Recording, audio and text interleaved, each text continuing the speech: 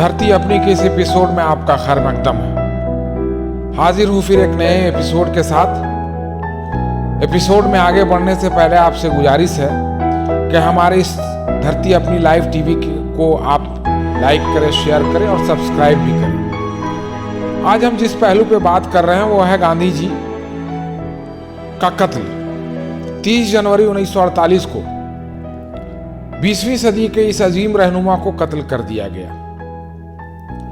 कत्ल करने वाला जो शख्स था वो नाथूराम गोडसे और उसके 2 साथी थे जो उस कत्ल में शामिल थे। नाथूराम गोडसे ने गांधी जी का कत्ल उस वक्त किया जब वो प्रार्थना सभा में जा रहे थे। 5 बजे का वक्त हो रहा होगा शाम का। 3 गोलियां उनके सीने में उतार दी गई और आजादी के इस अजीम रहनुमा को हमसे छीन लिया गया। गांधी जी का कत्ल और मुल्क का आजाद होना, इसमें बहुत चंद वक्फे का लम्हा था। करीब 8 महीना हुए होंगे इस मुल्क को आजाद हुए।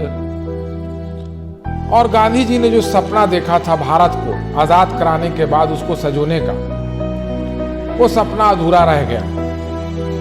मुल्क अभी आजाद ही हुआ था और अपने पैरों पर खड़ा होकर चलना सीख रहा था। तब तक मुल्क के इस मेमार कौम को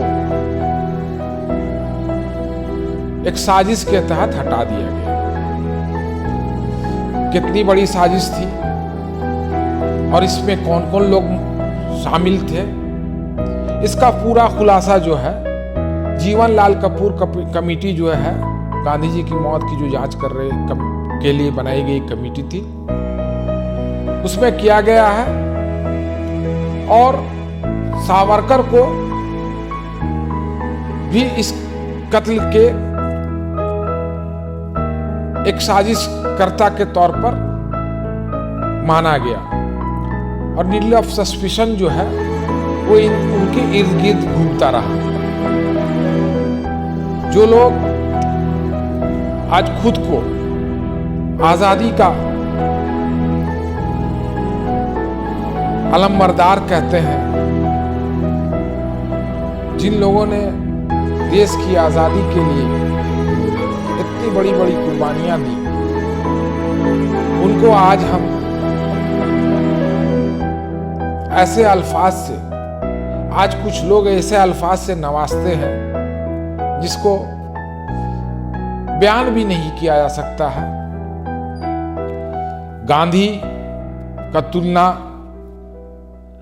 गोडसे से की जाती है और गांधी को रिप्लेस करके उनकी जगह सावरकर को लाया जाता है। आजादी के इस 75 साल के सफर में हमने कुछ इस तरह की तरक्की की। 30 जनवरी 1948 से कबल भी गांधी जी पर कई कातिलाना हमले हुए। बताया जाता है कि सबसे पहला कातिलाना हमला 1934 में हुआ, फिर 44 में हुआ, फिर 46 में हुआ, फिर 48 में। इस तरह से लगातार कई दफा जो है उन पे कातिलाना हमला होता रहा और वो इससे बचते रहे। ऊपर वाले को उनको बचाना था। आखिरी हमला जो है वो 30 जनवरी 1948 को हुआ, जिसमें उनकी जान चली गई। 1917 में जब गांधी जी चंपारण आए थे, अंग्रेजों के जरिए जो नील की काश्तकारी हुआ, किसान, वहां के किसान जो अंग्रेजों के दबाव में नील की काश्तकारी करते थे और उनके पर जबरन जो है इसकी खेती को लाजमी करार दिया गया था, तो इसकी जो आवाज है वो गांधी जी तक भी पहुंची और इसका फरियाद लेकर कुछ लोग, राजकुमार शुक्ला जो उस वक्त के किसान हुआ के ये थे, नुमाइंदा हुआ करते थे, उन्होंने गांधी जी को सारे तमाम बातें बताई। और गांधी जी साउथ अफ्रीका से जो जब लौटे तो उन्होंने चंपारण का उन्होंने रुख किया, क्योंकि वहाँ के किसानों पर बहुत ज्यादती हो रहा था। 1917 में जब चंपारण में पहला सत्याग्रह उन्होंने किया, 2 चीज का हथियार था, एक सत्याग्रह और एक अहिंसा। और उसका एक पहला जो प्रैक्टिकल जो अमली तजुर्बा, उन्होंने जो तजुर्बा का बना वो चंपारण था। तो चंपारण के अपने कैंप के दौरान गांधी जी मोतिहारी के सर्किट हाउस में रुके हुए थे। वहां बत्तख मियां अंसारी नाम का एक शख्स हुआ करता था, जो छोटा मोटा किसान था और कुछ काम वगैरह वो इस सर्किट हाउस में करता था। अंग्रेज जो मिल मालिक था,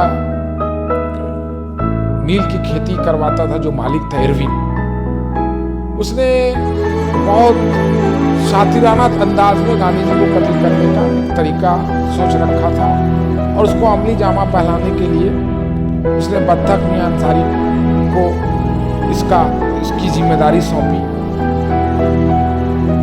और वो ये था कि गांधी जी को दूध के प्याले में जहर मिलाकर पिला देना है और वो धीरे धीरे असर करेगा और इसका कोई खास हंगामा भी नहीं होगा, लोग आम बात समझकर इसको यह एक आम मामला। लेकिन जब बत्तख मियां को यह प्लान सौंपा गया और जब वो दूध का जहर भरा प्याला लेकर बत्तख अंसारी जब गए गांधी जी के पास, तो उनके आंखों से आंसू टपकने लगा और वो नर्वस हो गए, खड़े रहे गांधी जी के सामने। गांधी जी ने जब उनको अपनी नजरों से देखा तो वो सारा मामला समझ गए। फिर बाद में बत्तख मियां अंसारी को जो है वो जेल हो गया, सजा भी हुई और मुमकिन है कि वो आजादी के बाद रिहा हुए।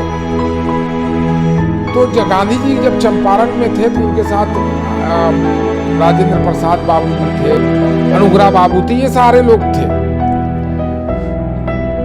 एक आजादी के बाद 1957 में फिर से राजेंद्र बाबू जब चंपारण गए, वहां एक अवामी जलसा को वो खिताब कर रहे, तो दूर से उनको एक जाना पहचाना चेहरा नजर दिखा। वो स्टेज से तो उस आदमी को उन्होंने आवाज दी कि बत्तख मियां कैसे हो। फिर उन्होंने उसको अपने पास बुलाया, पहचान गया राजेंद्र बाबू बिहार के थे और उस जमाने में किसान आंदोलन में गांधी जी के साथ और तहरीक आज़ादी की लड़ाई में गांधी जी के साथ हुआ करते थे। उन्होंने उसे बुलाया मंच पर, फिर उनसे अपना जो बातचीत करना था किया। उसके बाद उनका एक लड़का हुआ करता था जान मियां अंसारी, उसको उन्होंने वहाँ सदारती महल दिल्ली में बुलाया, वहाँ रखा और फिर उन्होंने जो है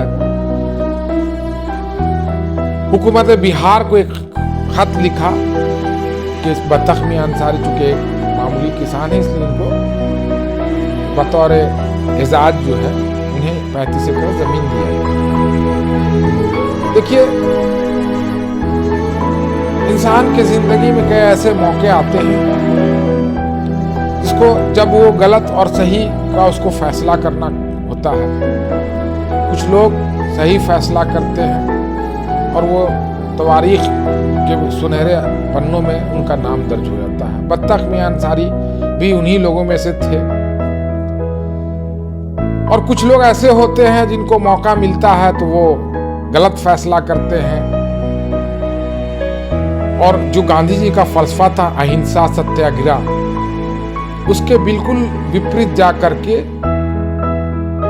हिंसा का मार्ग नाथूराम गोडसे ने अपना लिया। वजह जो भी रहा हो, गांधी जी पर यह इल्जाम लगाया जाता था कि वो मुस्लिम परस्त हैं। दिल्ली यूनिवर्सिटी के प्रोफेसर अपूर्वा आनंद को मैं एक बार सुन रहा था तो उन्होंने इस बात का तस्करा भी किया था कि गांधी जी से 1948 में दिल्ली में किसी शख्स ने या उनके कुछ जानने वालों में से कोई एक पूछा कि भाई गांधी जी आप मुसलमानों का फेवर करते हैं, मुस्लिम परस्त हैं। तो उन्होंने कहा कि मैं मुस्लिम परस्त हूँ हिंदुस्तान में और पाकिस्तान के लिए मैं हिंदू परस्त हूँ। इसमें तो कोई शक नहीं है कि गांधी जी का जो गांधी जी को मारने के पीछे जो मकसद था वो ये था कि इनको रास्ते से हटा दिया जाए, क्योंकि वो जो फासिस्ट और जुनूनी और जो फिरका परस्त ताकतों के रास्ते में वो रोड़ा बनकर खड़ा हो जाते थे। मुल्क जब आज़ाद हुआ तो गांधी जी उस तकरीब में भी नहीं शामिल हुए, वो कलकत्ता में सत्याग्रह कर रहे थे। तो ये अजीम रहनुमा है और इनका ये जो फलसफा लेके आए वो उससे पूरी दुनिया ने फायदा उठाया। गांधी जी को मार दिया गया, फौरी तौर पे उनकी मौत हो गई, लेकिन वो उनका जो फलसफा है उसको नहीं कुचला जा सका, उसको नहीं मारा जा सका। वो आज भी जिंदा है और पूरी दुनिया में लोग इससे सबक लेते हैं। और गांधी जी का जो फलसफा सत्याग्रह अहिंसा की राह पर चल करके दुनिया में के कई ममालिक और बड़े बड़े रहनुमा अब कामयाब हुए। उसमें नेल्सन मंडेला का एक बहुत अहम नाम है, जिन्होंने साउथ अफ्रीका में जो नस्ल भेद का जो मामला चल रहा था उसके खिलाफ आवाज उठाई और 27 सालों तक जेल में उन्होंने गुजारा। और नेल्सन मंडेला दुनिया के अजीम रहनुमाओं में शुमार होते हैं। आज भी कई मुल्कों में गांधी का फलसफा पढ़ाया जाता है, लेकिन आज अफसोस है कि अपने ही मुल्क में गांधी को ना मानने वाले लोग और उनके फलसफा को दरकिनार करने वाले लोग और अपना जो उनकी सोच है उसको जबरदस्ती लोगों पे थोपने वाले लोग उनको गलत कहते हैं। उनके मुजस्समे को बनाकर फर्जी तरीका से उन पर गोलियां बरसाते हैं और जो उनका कातिल है वो उसे सम्मानित किया जाता है, उसका मंदिर बनाया जाता है नाथूराम गोडसे का। जब गांधी का कत्ल हुआ तो उसमें डायरेक्टली या इनडायरेक्टली तौर पर आरएसएस का भी नाम आया और आरएसएस पर सरदार वल्लभ भाई पटेल ने पाबंदी लगाई जो उस वक्त के होम मिनिस्टर थे। लेकिन आज क्या हो रहा है, इस तारीख को जो है बिल्कुल उलट दिया गया है। जो लोग असल में जंग आज़ादी, जिन लोगों ने जंग आज़ादी की जंगें लड़ी, उनको आज जो है गद्दार और इस तरह के लोगों लक़ब से नवाजा जाता है। धरती अपनी लाइव टीवी का ये एपिसोड आपको कैसा लगा, हमें अपनी राय से जरूर अवगत कराएंगे। और हमारे इस चैनल को आप सब्सक्राइब भी करें, लाइक भी करें और अपने दोस्तों में शेयर भी करें। बहुत बहुत शुक्रिया। जय हिंद।